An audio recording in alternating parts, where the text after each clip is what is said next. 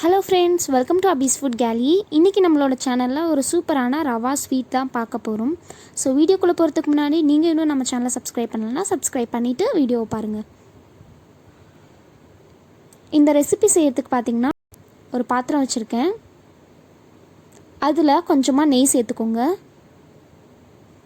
கூடவே பார்த்திங்கன்னா ஒரு கை அளவுக்கு முந்திரி பருப்பு, அதே அளவுக்கு காஞ்ச திராட்சை ட்ரை கிரேப்ஸ் சேர்த்துக்கலாம். சேர்த்துட்டு இது ரெண்டையுமே லைட்டாக ரோஸ்ட் பண்ணிவிட்டு எடுத்து வச்சுக்கலாம். ஆல்ரெடி நம்ம சேனலில் பால் ஆடையிலேருந்து எப்படி நெய் செய்கிறதுன்னு வீடியோ போட்டிருக்கோம். வீடியோவோட லிங்க் டிஸ்கிரிப்ஷனில் இருக்குது, செக் பண்ணி பார்த்துக்கோங்க.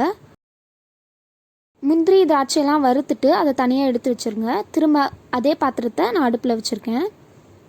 இதில் பார்த்திங்கன்னா 2 கப் அளவுக்கு ரவை சேர்த்துக்கோங்க. நான் டம்ளரில் அளந்துக்கிறேன், நீங்கள் எந்த கப் வேணால் யூஸ் பண்ணிக்கலாம். அதில் 2 கப் அளவுக்கு அளந்துக்கோங்க. கூடவே பார்த்திங்கன்னா 2 ஸ்பூன் அளவுக்கு நெய் சேர்த்துருக்கேன். சேர்த்துட்டு இந்த மாதிரி நல்லா கலந்து விட்டுருங்க. சேர்த்துட்டு எல்லாத்தையும் நல்லா மிக்ஸ் பண்ணிக்கோங்க. இந்த மாதிரி நல்லா கட்டி இல்லாமல் கலந்து விட்டதுக்கப்புறமா இது கூட பார்த்திங்கன்னா 2 கப் அளவுக்கு சுகர், அதாவது 2 டம்ளர் அளவுக்கு சுகர் சேர்க்குறேன். 2 டம்ளர் ரவைக்கு 2 டம்ளர் அளவுக்கு சர்க்கரை நான் சேர்த்துருக்கேன். கரெக்டாக தான் இருக்கும் இந்த அளவு யூஸ் பண்ணிங்கன்னா. உங்களுக்கு வேணும்னா நீங்கள் கம்மியாக கூட சேர்த்துக்கலாம், இல்லை அதிகமாக கூட சேர்த்துக்கலாம், அட்ஜஸ்ட் பண்ணி சேர்த்துக்கலாம். இதுவே ஆனால் கரெக்டான ரேஷியோவில் தான் இருக்கும். நீங்கள் 2 கப் ரவா எடுத்திங்கன்னா அதே கப்பில் 2 கப் அளவுக்கு சுகர் சேர்த்துக்கோங்க. கலர் வந்துட்டு ரொம்ப சேஞ்ச் ஆகவே கூடாது, ஒயிட் கலரில் தான் இருக்கணும். இப்போ இது கூடவே பார்த்திங்கன்னா நம்ம வறுத்து வச்சுருந்த முந்திரி திராட்சை கூடவே பார்த்திங்கன்னா ஒரு 2 ஏலக்காவை இடிச்சிட்டு சேர்த்துக்கலாம் வாசனைக்காக. சேர்த்துட்டு அவ்வளோதான், இதை எடுத்து வச்சுருங்க.